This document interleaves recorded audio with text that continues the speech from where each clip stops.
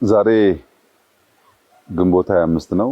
ትናንት በሀገር አቀፍ ደረጃ መላ ህዝባችን በሚያስደንቅ ትጋትና ብርታት የዲሞክራሲ ስርዓት ኢትዮጵያ ውስጥ ለማነጽ ለመገንባት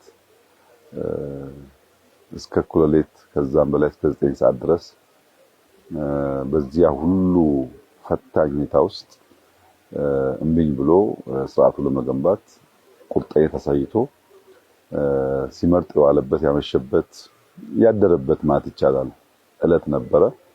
ይሄ ለኢትዮጵያ የዲሞክራሲ ስርዓት ግንባታ እንደ አንድ ታሪካዊ ጊዜ ሊወሰድ የሚችል ኩነት ነው። ሰላማዊ መሆኑ ብቻ ሳይሆን ህዝቡ ያሳየው ጥንካሬ፣ ብርዱ፣ ጥሙ፣ አልፎ አልፎ ዝናቡ በድምሩ አስደማሚ ነገር ነው። ይሄ ጉዳይ አያስተኛም። ብዙ ማሰብ፣ ብዙ መበርታት፣ በታመነው ልክ መገኘትን የሚጠይቅ ጉዳይ ነው። እንግዲህ እኛም ትናንት ምርጫውን ስለጨረስን ዛሬ በቀጥታ መላው የመንግስት አመራር በፌደራልም በክልልም ያሉ ወደ ስራ ገብተናል።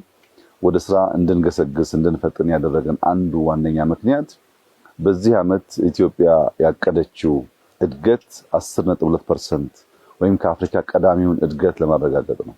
ይህ እድገት የሚረጋገጠው ደግሞ የሚባክን ጊዜ ከሌለ ነው። አሁን የቀረን 1 ወር ከ5 ቀን ነው። ሰኔ 30 የዚህ ዓመት የበጀት ስራ የሚከናወንበት የሚጠናቀቅበት ጊዜ ነውና ያ ጊዜ እንዳያልፍብን ፈጥነን ወደ ስራ ለመግባት ሁላችንም በዚህ ስራ እንገኛለን።